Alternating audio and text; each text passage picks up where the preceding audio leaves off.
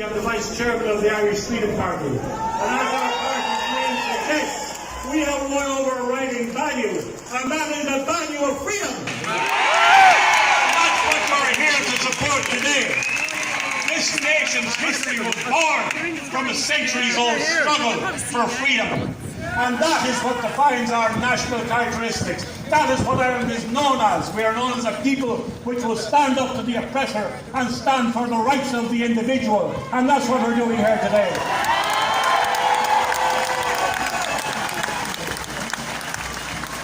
President Kennedy, when he came here many years ago, he reminded us that when his ancestors came from Ireland, they had brought only two possessions.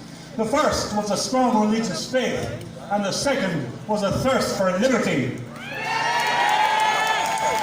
Those values often go hand in hand, and the Irish thirst for liberty is known throughout the world. We have been known as a people who have always stood four square behind the oppressed and who have involved ourselves in the freedom struggles of other nations, most notably in the American Revolution. But there is no doubt that today, Irish liberty and Irish freedom is under threat as never before since our independence.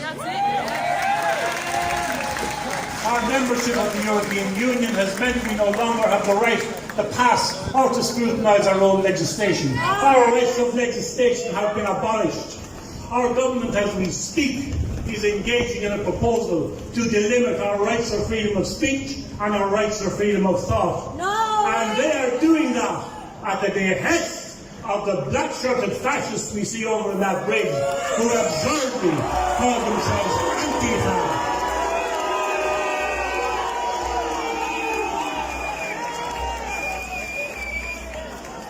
Their hate speech laws are being introduced at the behest of a viciously racist organisation who have reversed the dictum of Dr. Martin Luther King and now propose to judge people not by the content of their character, but by the colour of their skin. And that organisation is the organisation known as Black Lives Matter, which, if you don't know about it, is a Marxist organisation which seeks to destroy liberty. Mussolini would be proud of them with their black shirts and their ridiculous slogans and their pathetic numbers.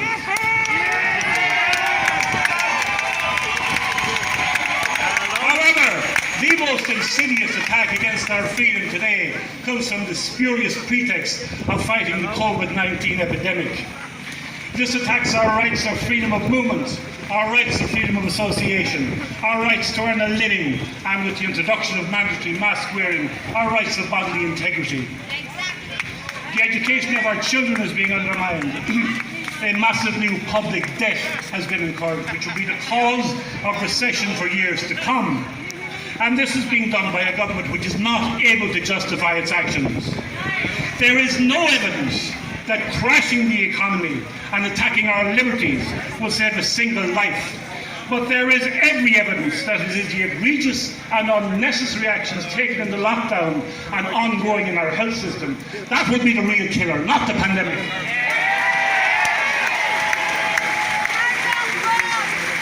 It might be argued that the lockdown was justified for a brief period of time when we didn't fully understand the virus. But we now know that the level of mortality was very low. And those deaths that have been ascribed, if they have been correctly ascribed, which is incorrect, are more likely due to the incompetence of government, which did not handle the matter of the elderly and the vulnerable as it should have done. That's the cause of the deaths, not the virus.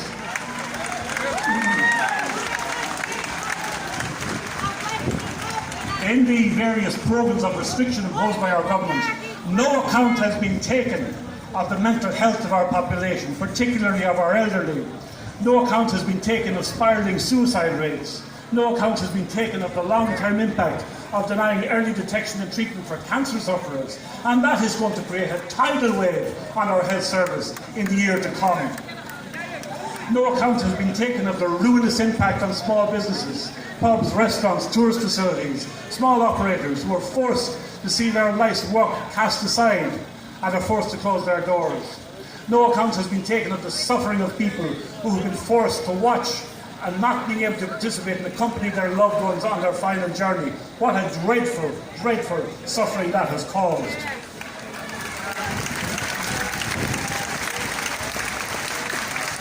We can only wonder at the long-term impact of the destruction of our education system on the socialisation of our children and on the way in which the most vulnerable and the most needy will be left behind yet again. No account has been taken of the ongoing psychological damage done to our people or to the morale of this nation by the creation of a climate of fear, hostility and suspicion among our people. It is this tactic precisely, that of creating fear and suspicion, which is always used by those who seek to impose tyranny on a society. For the past 6 months, our government has abandoned their decision-making powers and handed over the process of government to a group of public health officials. These are people who do not have the wide focus necessary for the administration of a modern state. They have not taken into account the ramifications of their decisions. In failing to provide the oversight necessary of government, our government has essentially abandoned our democracy. They have declared war on democracy on the pretext of a public health emergency.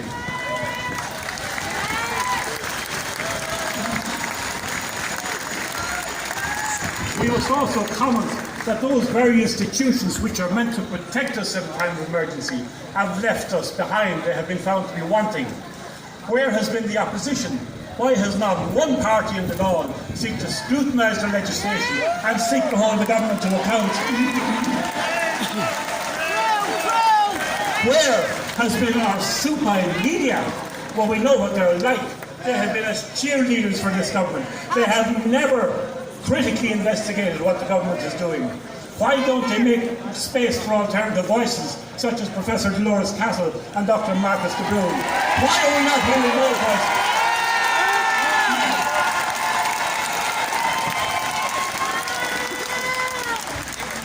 Why have our churches acquiesced in the destruction of religious liberty and acted as supplicants to an overweening government? Where have been our courts? While I still have some hope for them, they have not been to the fore in protecting the public rights. Our government is like a con artist. When he's been rumbled, he refuses to admit his mistake. Their attitude towards us, how far can you send a fool? You send them further. Well, I have news for them. We're tired of being fooled, and we're not going to put up with it anymore.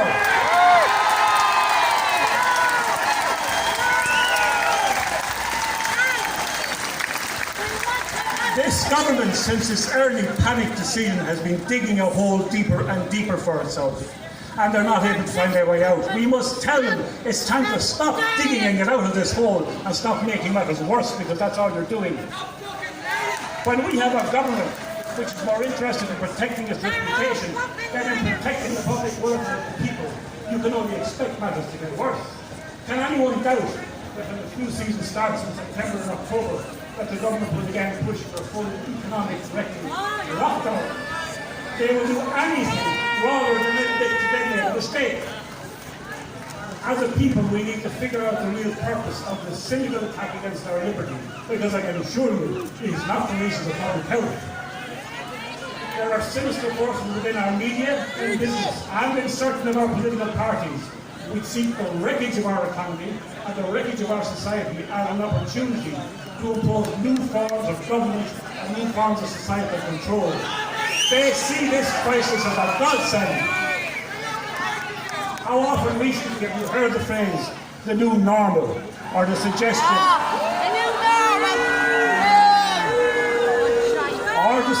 that we cannot go back to the way things were? If you have any doubt but that the present crisis will be used as an excuse to introduce a tax against our system of government and our freedoms, you need only look at how fear-mongering has been used in the other great fraudulent crisis of recent times, namely the climate crisis, where we were told that unless we completely destroy our economy and our way of life, we will face Armageddon. That so-called crisis is an even bigger lie than the present one.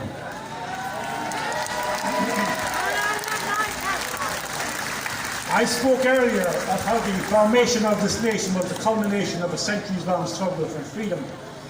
That struggle culminated in the formation of the Irish Constitution, and in my opinion that is the one thing that may yet save us. Our Constitution, like the United States Constitution, has as its primary focus the prevention of government overreach and the protection above all else of the rights and liberties of the Irish people.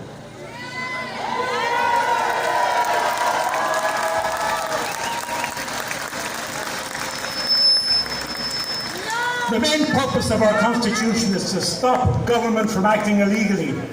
I believe that what they are doing at present is illegal. Under our Constitution, if the government wishes to limit our rights, it must show that it has a justifiable reason for doing so. They have certainly not done this as yet. I believe, therefore, it's appropriate for us to consider another constitutional challenge to the government's actions. While the last one fell at the first hurdle, I think there is grounds in some of the comments made by the judge that there was a case to answer, and I believe it is appropriate that we should take another such action. I know that there are people considering this at the moment, and we must give them our full support, including our financial support as necessary. In the meantime, we can continue with meetings such as this. This is really a fantastic turnout. Don't be under any illusion. The media may ignore this meeting, but the backbenchers will not ignore this meeting. The public representatives will not ignore this meeting.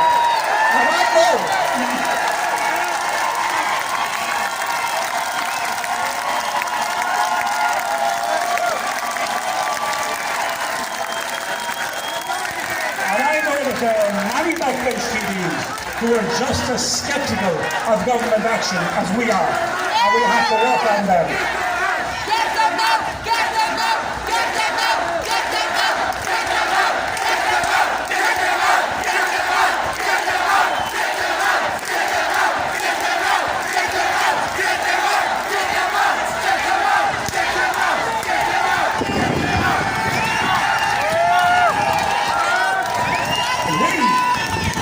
We must also recognise that this is a deeply divided government with a weakened cabinet and an indecisive and clueless Taoiseach. Make no mistake about it, they're going to be coming to us soon looking for their votes again. And when they do, we must make our full anger on this matter felt.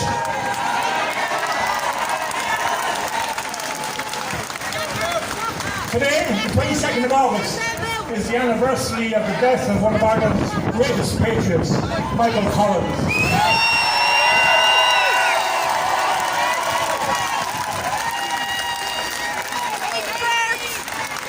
In 2 years' time, we will celebrate the 100th anniversary of the foundation of our state. There are many in our governments, and there are many in the European Union, who would wish that that anniversary will never arrive, but it will arrive.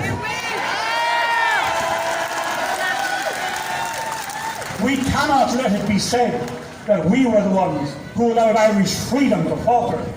If we have any Irish pride, and I know the people here do, we will protect intact that which we have received from the sacrifices of our forebears. Namely, a functioning democracy indicated for the welfare of the Irish people, where civil and religious liberties, the rights of free assembly, and the rights of free speech, and the right to have pride in our nation and our history are protected as if they were the most sacred values.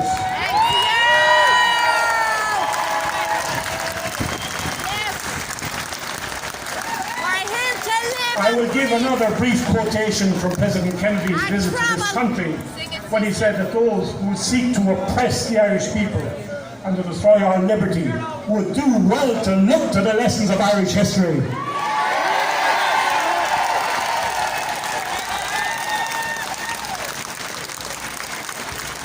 We are not a people which will take lightly to tyranny. I detect as I look around me the rumblings of a sleeping giant.